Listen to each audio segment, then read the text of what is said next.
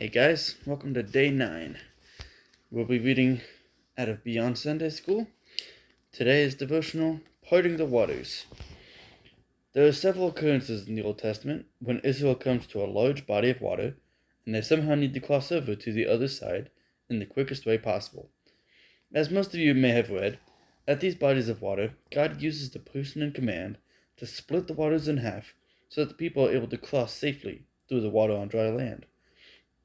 Even though the miracle is the same in these occurrences, the circumstances surrounding the two are different.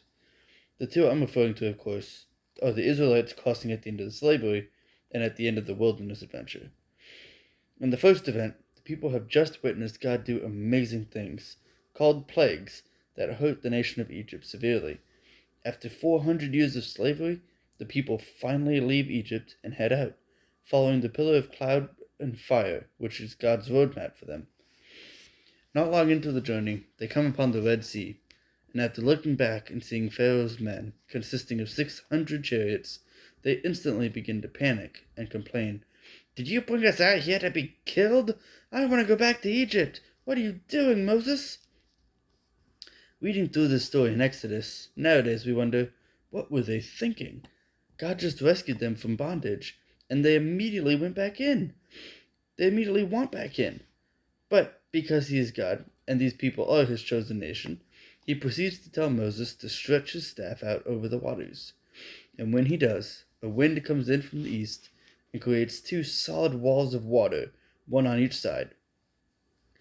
The Israelites then walk on dry land across the bottom of the sea, and after every person is across, God sends the waters crashing down, right over Pharaoh and his men. About a year goes by, and the Israelites find themselves feet from the promised land, but out of fear, they end up having to spend 40 years in the desert before the nation can claim the land that God already had set aside for them. 40 years go by. Every person who was 20 years of age or older had died, and a new generation of Israel has been established. This time, they are led by a man by the name of Joshua, who was one of the only two people left alive during the wilderness time, the other, of course, being Caleb. Joshua sends spies into the land across the Jordan River, Jericho, and the men report that the people are shaking in their boots in fear of the people, and that they can take the land. This time, the people come with a new sense of expectancy. Here some of them have waited 40 years for this day, and it has finally arrived. Their wilderness journey has come to an end, and the time has come to enter God's promised land. Joshua commands the people to get ready, for tomorrow God will do amazing things among you. Verses 3-5. He tells the priests that carry the ark to walk towards the water's edge, and once their feet touch the waters will separate, and again, the people will be able to cross on dry land. They talk about a step of faith. This is one of those times when the people know what is going to take place, yet they had to step out in faith for it to come about. Once the waters part, the people walk across, and they take 12 stones out of the riverbed and place them as a monument on the other side, as a remembrance for what God did for them that day. So now let's compare the two. At the Red Sea, the people were full of panic and worry, for Pharaoh was coming to get them. At the Jordan River, the people were not only ready, they were obedient and stepping out into what God had for them.